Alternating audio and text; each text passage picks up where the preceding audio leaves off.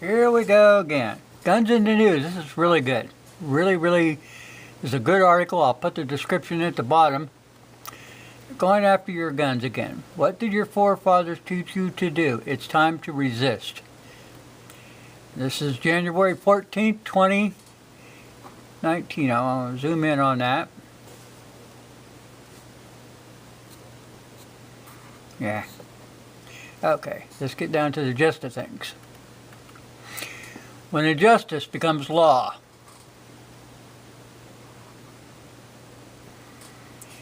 resistance becomes duty. President Thomas Jefferson. Do you remember in elementary school or high school where there were mean and unruly kids who continued bullying students into submission because they didn't go along with what they wanted, their rebellious ways? Everyone knew these bullies were wrong, but yet within themselves they were always anticipating when that bully was going to get his. Of course, for some reason or another, the bully getting his was not going to be from your hands. Now we see these same bullies in government and the media today. They are thoroughly illegal and totalitarian methods, and they're attempting to browbeat into submission the American people on a daily basis, hoping that no one dares to retaliate. Now here's a good question. And this is what I brought up before in my other videos. I have a question for you.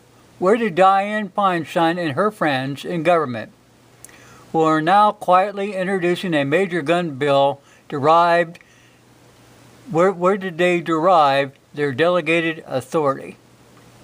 We know it's not coming from the American people.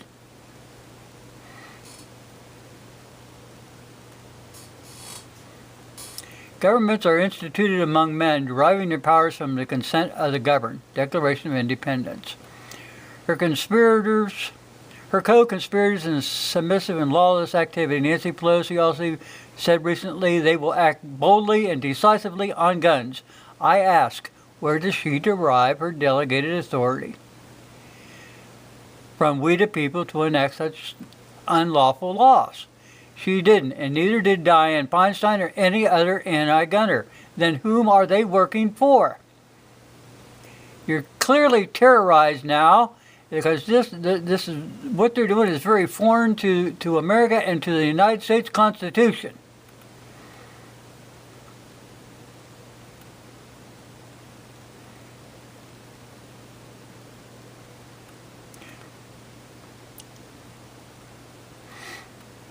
John Adams said something that's very important here. I want you to watch this.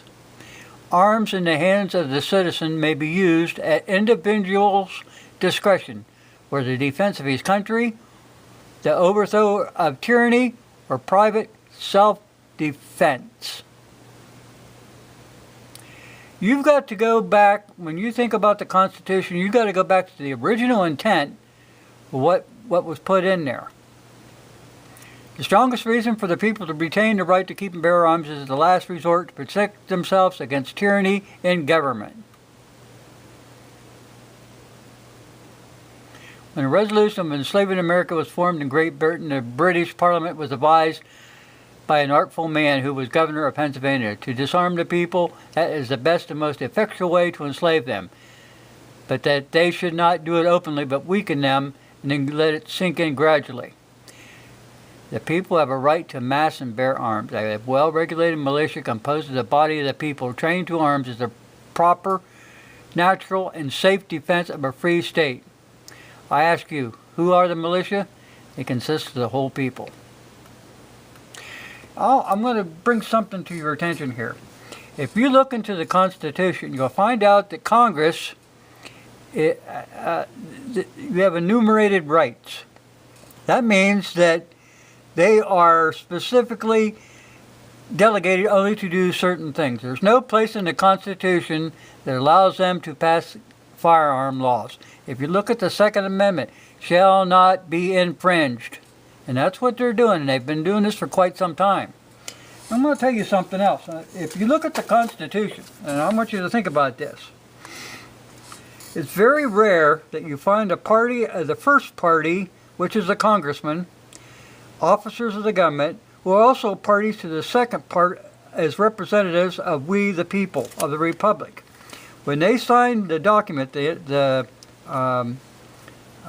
Constitution, they signed as officers of the government agreeing to the Constitution, and simultaneously as officers and representatives of the people in a Republican form of government. When they signed that document, it constituted an ironclad contract in writing, enforceable in court of law, pursuant to the statute of fraud. When this is a contract, it can be enforced as a contract. If we read something into the Constitution and we have a good reason to believe that it's this way, then the government should honor that, and they should also honor in favor of us the clearly intended and expressly designated beneficiary of the Constitution.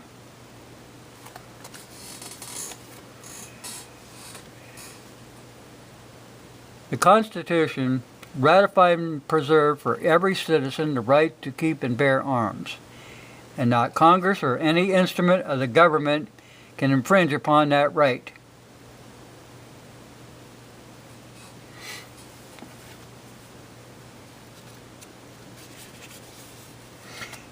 They are constitutionally barred.